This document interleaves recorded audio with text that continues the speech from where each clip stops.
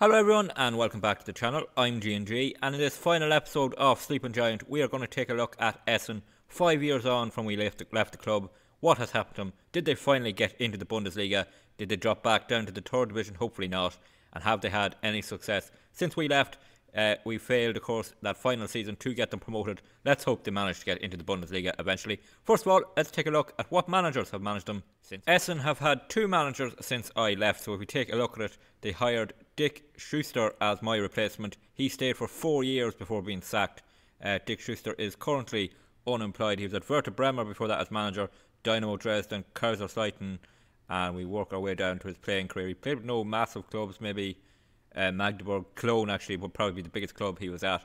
But yeah, he was my immediate replacement. He stuck around for 4 years after, and he's going to retire soon. He's unemployed. He was replaced by Suet Sardar, who is currently still at Essen, 38-year-old manager. He is their former Osnabrück manager. He also played for Schalke, which is a bit disappointing to see. But anyway, former Schalke player, Hertha Berlin, Mainz, and now he is the manager of Essen. So those are the replacements. We had two managers since we left in the 5 years, and we stayed there for 5 years. So yeah, they've gone through a couple of managers in that time. Let's see how the results did, and we'll go to the first season after I left.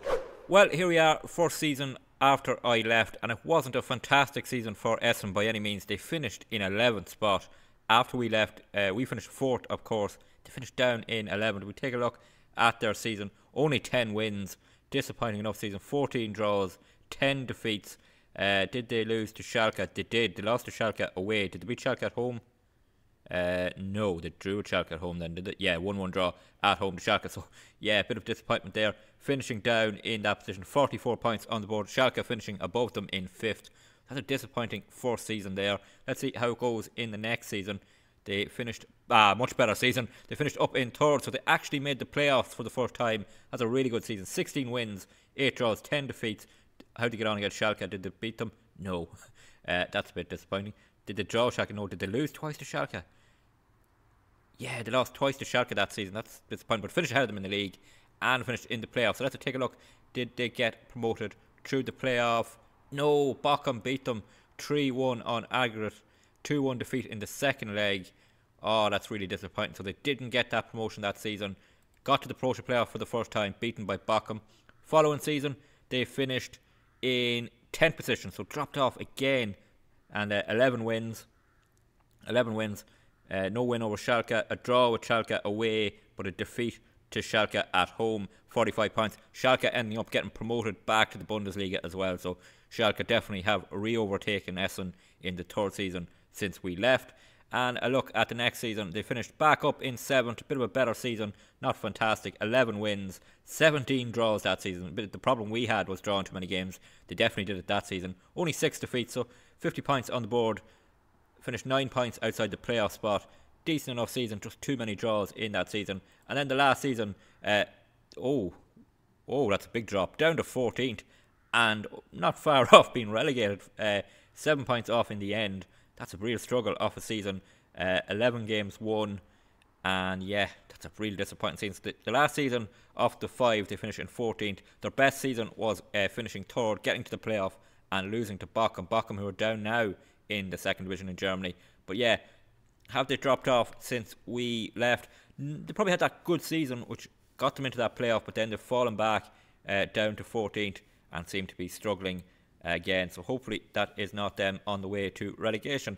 So we have looked at the performances on the pitch. Let's look at the business they did off the pitch and the transfers since we left. So here we are looking at the transfer business done in the first season after we left, and money was spent. 2.8 million spent in this off-season, bringing in players, some big deals, 800,000 here up to $1 million for Mohamed Demar from Augsburg, who is still at the club, and he's at 157 games played, 30 goals. We can't see, of course, his attributes, but yeah, that was a big spend there.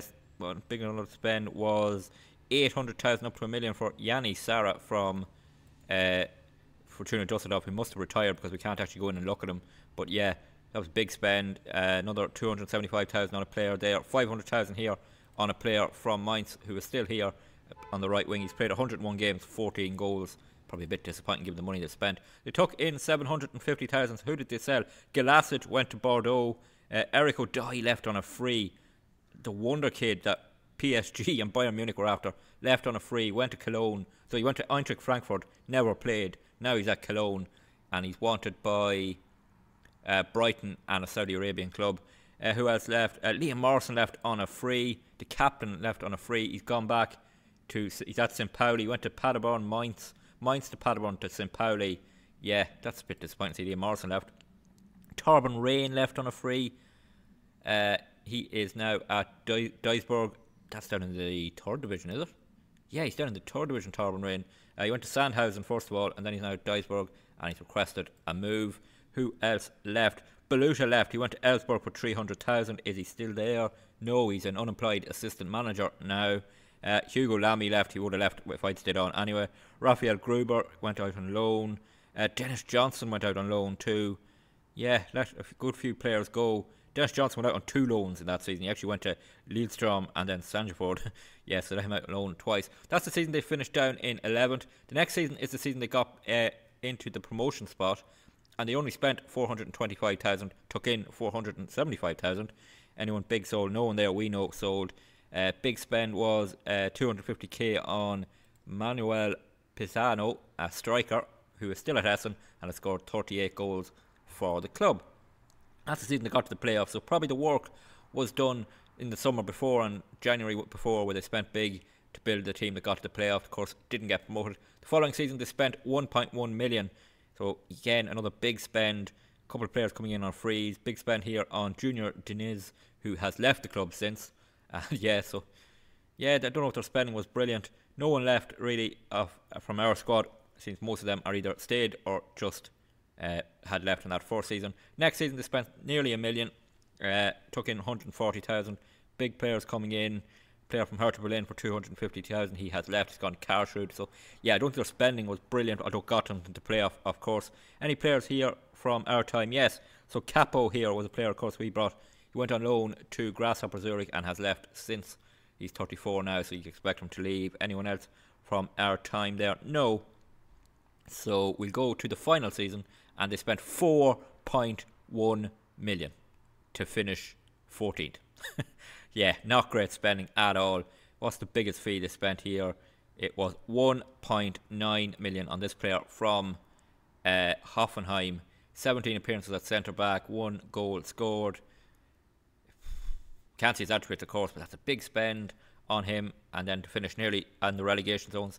They took in 14 million though, to be fair, so they didn't overspend their fees. Who did they sell? Tom Wilson-Brown, our big man at centre back, sold to Holsten Kiel for 3.2 million up to 4 million. Huge sale, and a huge sale here. I've just noticed Tommy Setford, the man we brought in from Ajax, went back to Ajax. He's now playing for Ajax, 9 appearances, 6 goals, or 6 conceded. He went for a fee of 10.5 million. We brought him in on a free from Ajax, sold him back to Ajax for 10.5 million. Yeah, Tommy Setford going back.